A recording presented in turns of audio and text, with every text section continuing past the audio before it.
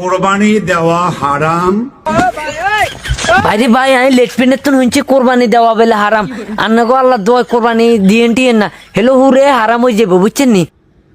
কোরবানি দেওয়া হারাম। বাবুরে এটা আর কথা না, এটা হচ্ছে আর এই কাকার কথা। কাকা কইছে যে কোরবান দেওয়া হারাম।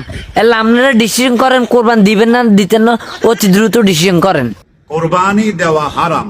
ভাইরে এক কথা বারবার কইলে আর ভালো লাগে না। কোরবানি দেওয়া হারাম, এখন কি জন্য হারাম সেটা বিশ্লেষণ দেন না আপনি। এখন ফেসবুক, ইউটিউব যারা দেখেন আমার আলোচনাটি শোনার পরে আমাকে কাফের ফতোয়া দিবেন। জি অবশ্যই আপনারা কাফের ফতুয়া দিব। এখন বলেন আপনার জন্য কিছু নাস্তা পানির ব্যবস্থা আছে, বলেন বলেন কি বলবেন বলেন। সারা দেশে তুলপার হয়ে যাবে কোরবানি দেওয়া হারাম, কোরবানি দেওয়া হারাম। বাবুরে হারামের তো আরাম নাই, এটা তো জানি। এখন কি জন্য হারাম বারবার এক কথা কইেন না, আমার কাছে কিন্তু নাস্তা রেডি আছে। মানেশ্বরী দরবার শরীফ থেকে মাওলানা রুহুল আমিন জালালি বলেছে কোরবানি দেওয়া হারাম। বাবুরে জালাইল্লার ফোনদের মধ্যে ক্যান্সার, হিগে হিগে ট্রিটমেন্ট টোকাই হয় না, হিগে আবার কয় কেন কোরবানি হারাম।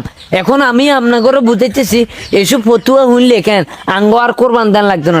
হ্যাঁ, কোরবানি দেওয়া হারাম। বড় ভাই আপনার বাঁচাইছেন, কোরবানি দেন হারাম এটা আমরা কখনো জানতাম না।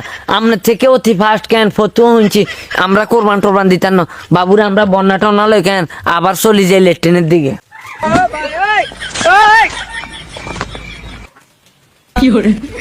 আবার চলিয়েছি, আবার খবর আইছে কেন আমরা কোরবানি দেওয়া পাইলে কেন মানে হালাল।